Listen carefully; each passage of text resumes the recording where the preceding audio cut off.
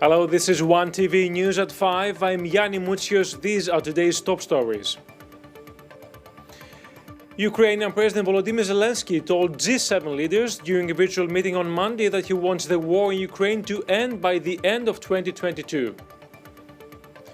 The European Union's 27 energy ministers aim to formalize a tentative deal on the bloc's energy efficiency directive at their meeting on Monday, opening the door to the first ever legally binding target to increase energy savings in Europe. The Holy Temple of Hagia Sophia in Constantinople, protected by UNESCO, has taken yet another destructive blow. The temple's floor, made of marble, has been shattered to pieces due to a heavyweight platform on site. Police arrested two men aged 24 for beating up to death a 42-year-old man at a nightclub in Rafina on Saturday night.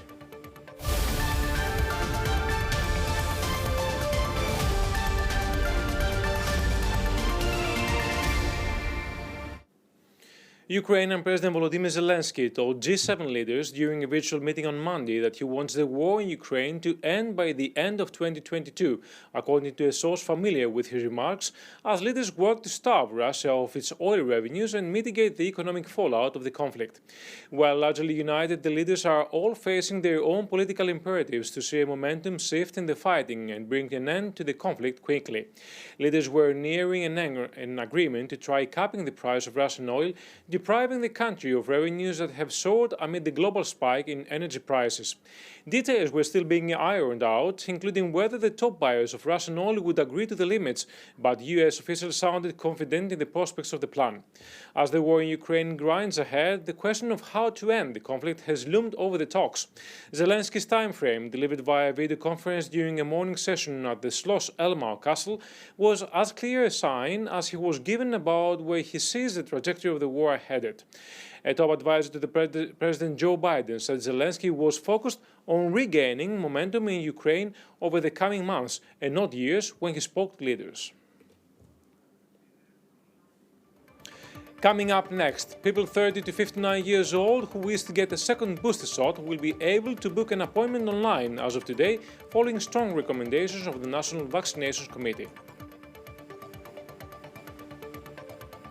The EU's 27 energy ministers aim to formalize a tentative deal on the bloc's energy efficiency directive at their meeting on Monday, opening the door to the first ever legally binding target to increase energy savings in Europe.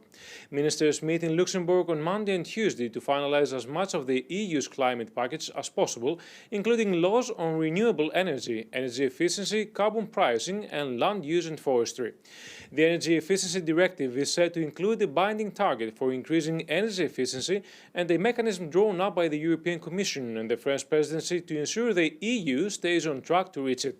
The exact target figure will be decided during negotiations with the European Parliament, though it is almost certain that it will not drop below the 9% originally proposed by the European Commission for the year 2030. The provisional deal reached on Wednesday, June 22nd, sets a target for primary energy consumption, though this will be indicative and therefore not legally binding on EU member states. One of the goals of the deal was the separate target to renovate 3% of buildings occupied by public bodies every year. However, the possibility of this being realized is slim. Under the tentative deal reached on Wednesday, this requirement would exclude social housing and reintroduce a softer alternative approach to achieve this obligation. Turkish presidency spokesperson Ibrahim Kalin repeated his claims that Greece is illegally arming its islands ahead of the upcoming NATO summit meeting on 29-30th of June. Kalin said that Turkey is aiming to raise the issue in the summit based on the Lausanne and the Paris Treaty. Turkish spokesperson noted that had Ankara not signed the bilateral accord with Libya, his country would not have had such an extended marine zone. Athens, however, is preparing its diplomatic response to contradict any Turkish claims in the NATO summit meeting. Greece has already exposed the unfounded Turkish claims in the international bodies. More on the program. The Holy Temple of Hagia Sophia in Constantinople, protected by UNESCO, has taken yet another destructive blow. The temple's floor, made of marble, has been shattered to pieces due to a heavyweight platform on site. People 30 to 59 years old who wish to get a second booster shot will be able to book an appointment online as of today, following strong recommendations of the National Vaccinations Committee. However, the Committee on Daily Media Briefing said that there is no adequate scientific data for any additional gain the booster shot may offer to those who will opt to receive it. Many scientists question the decision of the committee to make recommendations for an additional vaccine shot, which caused further confusion. Health Minister Thanos Plevris did not rule out further COVID preventions in the fall, should there be any pressure exerted on the national health system. Plevris, however, noted that any measures that may be put in place will be limited to certain groups of people. Police arrested two men aged 24 for beating up to death a 42-year-old man at a nightclub in Rafina on Saturday night.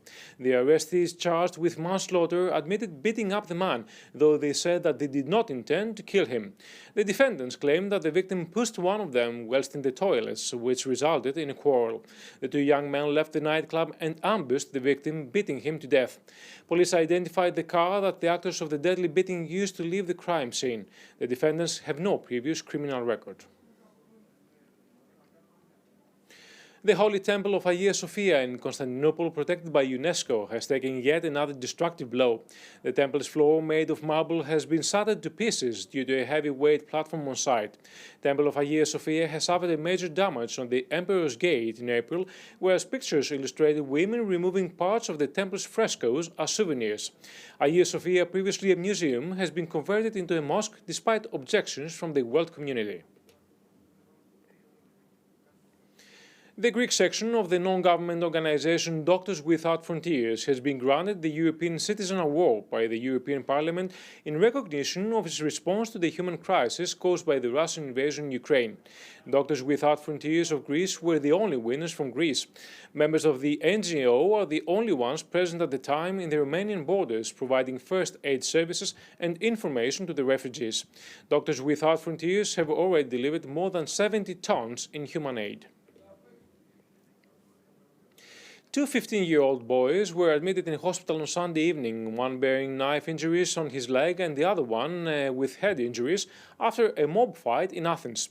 5 out of the 7 youngsters involved in the fight were arrested following complaints from bystanders. That's all from us for now. Next news bulletin in Greek at 6 o'clock. Thank you for watching.